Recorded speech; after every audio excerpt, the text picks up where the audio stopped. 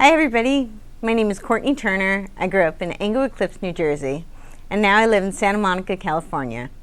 I'm 36 years old, and the biggest obstacle that I've had to overcome in my life is being born with congenital rubella.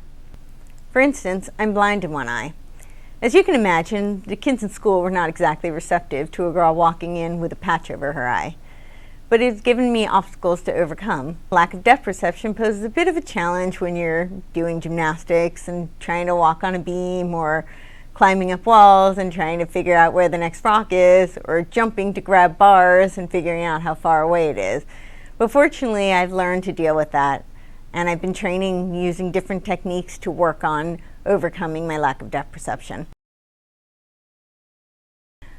I was also born with hypotonia, which is also known as floppy baby syndrome, basically where none of my muscles worked. I've recently learned that a lot of times children who are born with hypotonia, they put them in a full body brace and then their muscles atrophy. This would have been terrible for me, being an athlete my whole life and loving the sports that I played, like gymnastics, figure skating, horseback riding. Fortunately, my parents found a baby nurse who suggested that they just put me in a wet sandbox. She said kids love sand, and that it would create the resistance that I needed to develop and strengthen my muscles. And she was right. With such a dismal prognosis, no one expected me to be walking or talking, let alone climbing walls, doing gymnastics, skiing down mountains, graduating from Hamilton College with a degree in philosophy, or trying out for American Ninja Warrior.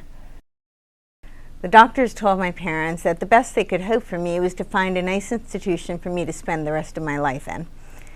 Well, my parents and I had different ideas for my future. My entire life has been a series of physical obstacles, but overcoming challenges has made me strong, it's made me tough, and I hope you'll give me a chance to run the course and show the world, but especially show myself what I'm capable of doing.